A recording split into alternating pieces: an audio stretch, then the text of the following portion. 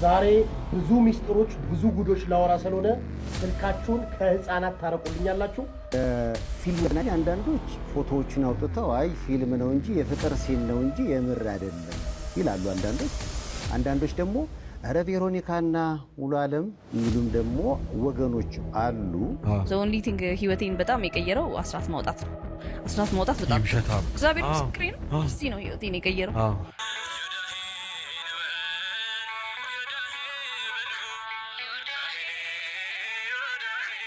ዛሬ ብዙ ሚስጥሮች ብዙ ጉዶች ላወራ ስለሆነ ስልካችሁን ከህፃናት ታረቁልኛላችሁ።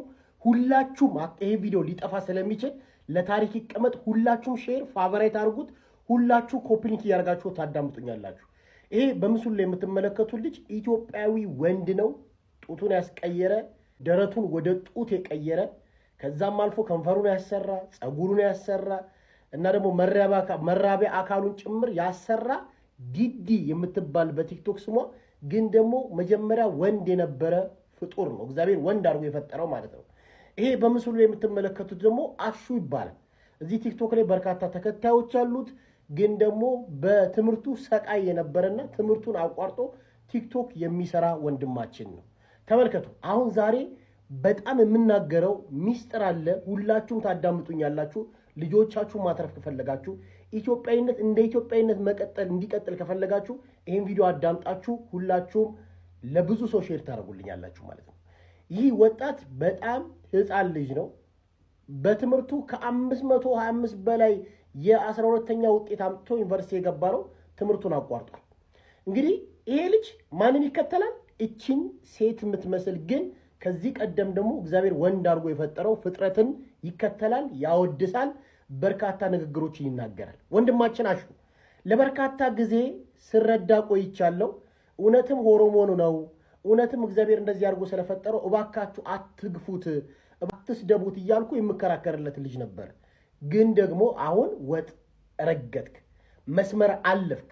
እንደዚህ አይነትን ሰው ስትረዳ ነገ ልጄንም ልትበክል ስለምችል ነገ የምወልደው ልጄም ልክ እንደዚህ አይነት ሰው እንዲከተል መንገድ እየከፈትክ ስለሆነ አሁን መንገድን አቋርጥልሃለሁ ማለት ነው። አርፈ ተቀመጥ። በውስጥ ላወራ ሞክሬያለሁ። አርፈ ተቀመጥ። አለበዛ ግን ቲክቶክ ላይ እንድትኖር አላደርግህም። ከምር የምልህ ከዚህ በኋላ ትምህርት እናት አለች፣ በጣም ውድ እናት። በትምህርት ውጤታማ ነህ፣ ገና ልጅ ነህ። ከእንደዚህ አይነት ነገር ጋር በተለይ ወንዶች ጥፍር ቢሰሩ ችግር የለብኝም። በተለይ እንደዚህ አይነት በጣም ብልግና የሆነ በጣም ከኢትዮጵያዊነት ባህል የወጣ ንግግሮችን ከተናገርክ ከዚህ በኋላ ምን ዘምተው አካውንት ላይ ብቻ አይደለም በህግ የሚያስጠይቅም ስራ እየሰራ እንደዚህ አይነት ሰዎች እንደዚህ አይነት እግዚአብሔር ወንድ አድርጎ ፈጥሯቸው ወደ ሴት የተቀየሩ እንደዚህ ደግሞ እኔ እንደዚህ አይነት ሰዎችን የምታገዙ የምትረዱ የምትደግፉ ሰዎች እናንተ ኢትዮጵያ አይደላችሁ። ትውልድን እየበከላችሁ ስለሆነ አንታገሳችሁ። በዚህ አጋጣሚ ላይ ውድ ኢትዮጵያውያን ሴትና ወንድ እንዲጠላላ በማድረግ ሴት ልጅ ትጨቆናለች፣ ትበደላለች፣ ትገፋለች። አዎ ትክክል ነው። አሁን የመጡት ግን ለሴት ጥበቃ እንቆማለን የሚሉ ሴቶች ግን ከፍተኛ የሆነ የወንድ ጥላቻ፣ ሴት ብቻዋን እንድትኖር ወንድ እንድጠላ በማድረግ ሴትና ሴት እንዲሆን ወንድና ወንድ ብቻ እንዲሆን ይሄ የማንፈልገውን ተመሳሳይ ጾታ በሀገራችን ላይ እንዲስፋፋ በማድረግ እየሰሩ ያሉ ገንዘብ ተከፍሏቸው እየሰሩ ያሉ አካላት ስላሉ ጥንቃቄ እንድታደርጉ ፈልጋለሁ። ፊልም ላይ አንዳንዶች ፎቶዎችን አውጥተው አይ ፊልም ነው እንጂ የፍቅር ሲን ነው እንጂ የምር አይደለም ይላሉ። አንዳንዶች ደግሞ አረ ቬሮኒካና ሙሉ ዓለም የሚሉም ደግሞ ወገኖች አሉ። ትክክለኛው ምላሽ ምንድን ነው ቬሮኒካ?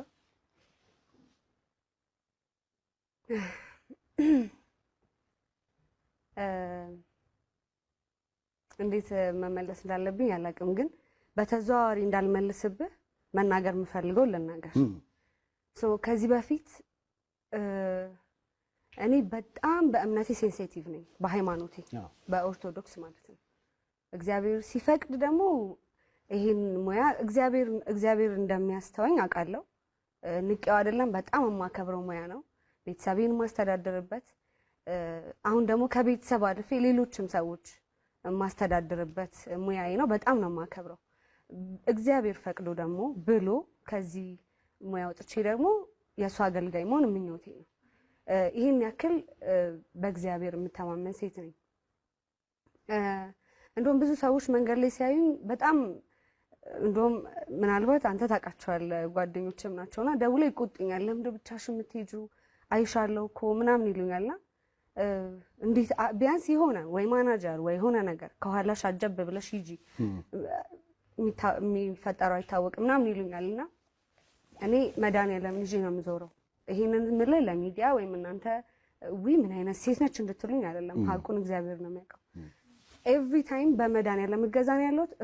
በሱ ተከብቤ ነው የምኖረው። እሱ ነው ደጋፊ። ማንም አይነካኝም፣ ምንም አልሆንም። በጣም ጠንካራ ሴትም የሚሆንኩት እሱን ተደግፌ ነው። ማንም አያነቃንቀኝም።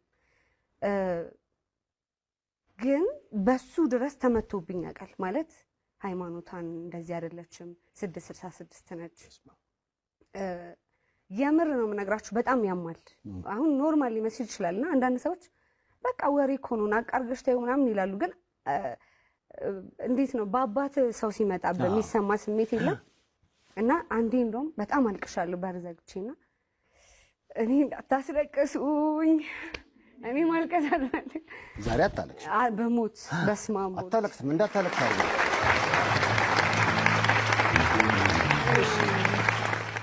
እግዚአብሔር ማለት ታውቀኛለህ እኮ እኔ አንተን ነው የማገለግለው ማለት የምወደው ምጸልየው ለአንተ ነው የምንበረከከው አንተ ነው። ከአንተ ውጭ ሌላ አምላክ አላውቅም። አይኖ ብዙ ስህተቶች ይኖሩብኛል። ብዙ መገኘት የሌለብኝ ስፍራ ልገኝ እችላለሁ። ግን እንዴት ይህን ሰው ዝም ትለዋለህ እያወክ ብዬ ያለቀስኩበትም ሰው ነው ይሄ ልጅ። ምናልባት ፊቱ ስለማይታይ አናቅም እንጂ በውስጡ ብዙ የኔ ለቅሶ ብዙ ነገር እንደደረሰበት እርግጠኛ ነኝ። በደንብ ስለጸለይኩበት ማለት ነው። አሁን ደግሞ በተደጋጋሚ ሌሎች ወሬዎች፣ አዳዲስ ወሬዎች ቬሮኒካ እኮ እንዲያረገች በጣም እንዳላ አራዝም ያለው ግን አንዴ ተረዱኝ። እሺ እንረዳት። እሺ መቀሌ ዩኒቨርሲቲ ስልክ በመከራ አገኘው 2ኛ ዓመት እያለው ማለት ነው። እና እቺ ጠቅጠቋ ነበረችኝ እና ሳምሰንግ ተገዛልኝ።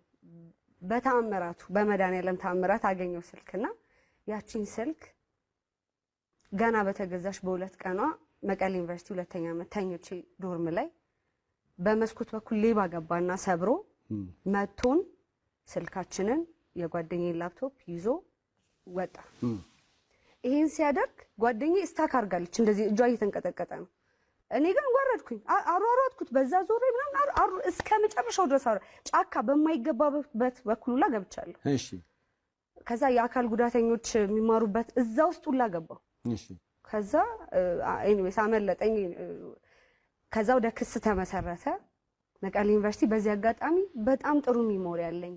በጣም በቃ መቼም የማልመልሰው ጥሩ ጊዜ ሳልፈሽ በጣም እና በቃ ወዲያው የምንፈልግበት ሩም ተደረገልን፣ ጥበቃ ተደረገልን፣ ህግ ተከሰሰ፣ ሰውየው ተገኘ። ፋይናሊ ሰውየው ተገኘ። ከዚህ በፊትም እንደዚህ የሰረቀ ሰው ነው እና ያ ሰውዬ ሲገኝ ክስ ላይ ነው ነገሩ። እንትን እያለ ሲመጣ ልጅና እና ሚስቱና ልጆቹ መጡ እና እያለቀሱ ምን በለው በዚህ ነው ብለው እኔም ላይ ጓደኞቼም ላይ ሲለምኑ አሳዘኑና ተው ነው ክሱን ማለት ነው። እና ብዙ ጊዜ እኔ ልቤ እንዲህ ነኝ ለማለት አይደለም። ይሄው እመቤቴ ትመስክርብኝ። በጣም ልቤ እንትን ነው፣ ስስ ነው በጣም እና አልፋለሁ። እየጎዳኝ ሰው እኔ አላለቅስ። አይዞ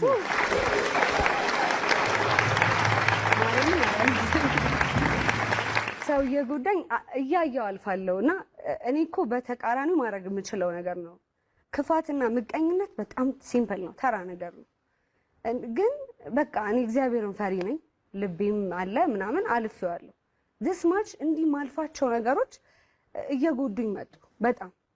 እና ይሄኛው ላይ ምናልባት ለኔም ብቻ ሳይሆኑ አርቲስቶች በሌላም ዘርፍ ያሉ ዝና ውስጥ ያሉ ስማቸው ያለ አግባብ የሚጠፋ ያለ አግባብ ስማቸው የሚነሳ ባሏሉበት የሚያሱሉ ሰዎች እኔ ትልቅ ትምህርት ማስቀመጥ ፈልጋለሁና ኦሬዲ ክስ መስርቻለሁ።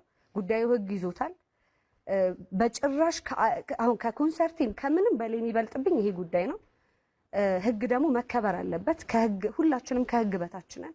እኔ እንዲህ ነው አልልህም፣ ቃል እምገባላችሁ ግን እውነታውን ይዤ ከፍርዱ ጋር እዚህ ወንበር ላይ እንደምናገር ቃል ገባላችኋለሁ።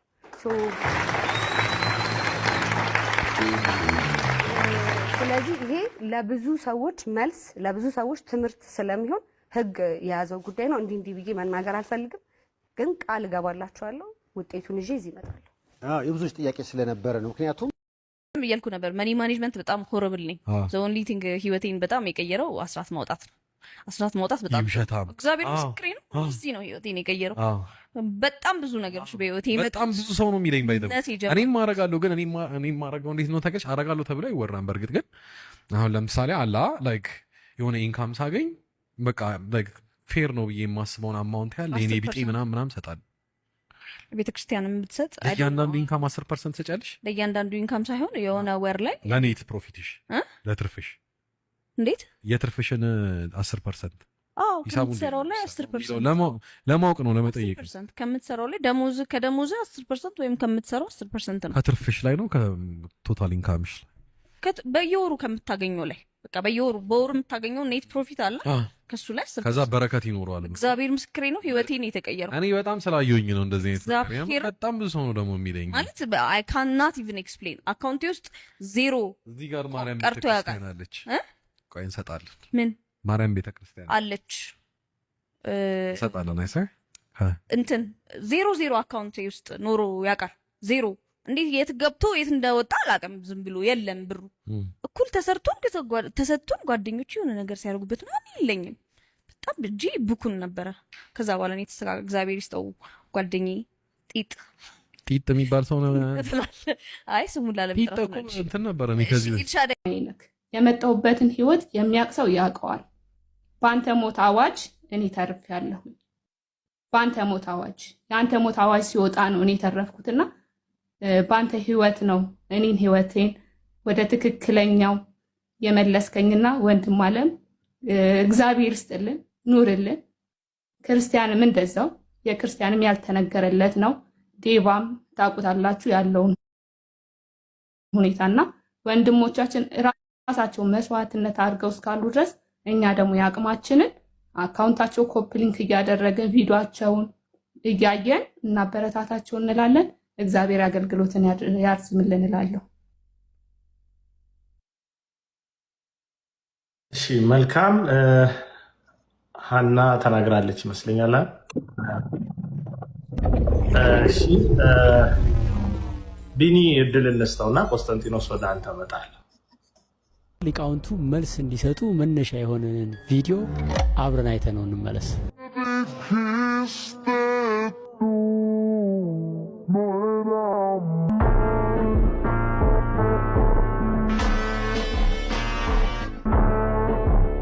እንደው ዲያቆን የመባል ብልጫው ምንድን ነው? ካህን የመባል ብልጫው ምንድን ነው? በዓለም ያሉ ወጣቶች የሚሰሩትን የሚለብሱትን የሚወዱትን ጌጥ የምንወድ ከሆነና በእነሱ ምንማረክ ከሆነ በዓለም ያሉትን ወጣቶች አብነቱ ነው ማን ያምጣቸው? ዲያቆን እኮ አስተማሪ እኮ ነው፣ መምህር ነው። ሌሎቹም መሳብ አለበት።